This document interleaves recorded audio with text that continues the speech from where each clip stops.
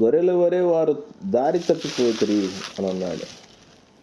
గొర్రెల వరే దారి తప్పిపోవటం, వారు మొదటి నుండి కూడా దారి తప్పిపోతూనే ఉన్నారు. ఎవరు? యూదులు, ఇశ్రాయేలు ప్రజలు దారి తప్పిపోతూనే ఉన్నారు. ఎందుకు ఇక్కడ గొర్రెలు కాపరి సంభాషణ వారితో మాట్లాడటం జరుగుతుంది అంటే, వాస్తవానికి వారి యొక్క వృత్తి, వారు చేసే పనుల్ని, వారు వడ్రంగి పని చేసేవారు ఆ రోజుల్లో. అలాగనే చేపలు పడుతూ ఉండేవారు. అలాగనే డేరాల వృత్తి కూడా చేస్తూ ఉండేవారు. అలాగనే ఎక్కువగా గొర్రెలు కాచుకుంటూ ఉండేవారు అన్నమాట. గొర్రెల మందలు ఎక్కువగా ఉండేవారు. అడవులు, కొండలు, ఎడారుల్లో గొర్రెలను మేపుకుంటూ కాపర్లు గొర్రెలను మేపుకుంటూ ఉండేవారు అన్నమాట.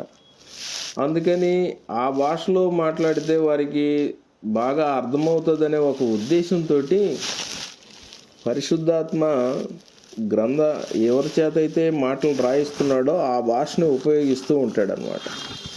ఈ భాషను ఉపయోగించే కార్యక్రమంలో ఏం చెప్పాడంటే, కాపరి గొర్రెల ప్రస్తావన తీసుకొని రావటం జరిగింది.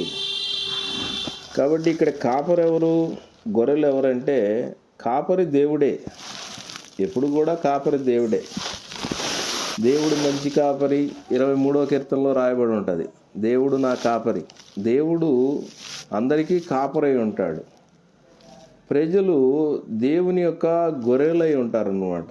అంటే అక్కడ ఉన్నవారికి వారి వృత్తుల్లో ఉన్న పదాలను ఉపయోగించి తెలియజేస్తే సరళంగా వారికి అర్థమవుతాయనే ఒక ఉద్దేశంతో ఈ మాటలు మాట్లాడుతూ ఉన్నాడు. అందుకని ఏం చెప్పాడంటే, మీరు గొర్రెల వరే దారి తప్పిపోతిరి అని అన్నాడు.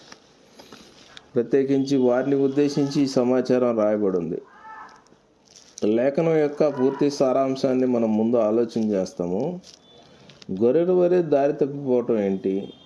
ప్రభువైన యేసుక్రీస్తు ఆత్మలకు కాపరై ఉన్నాడు. ఆ సంగతిని గురించి కూడా మనం ఆలోచన చేస్తాం.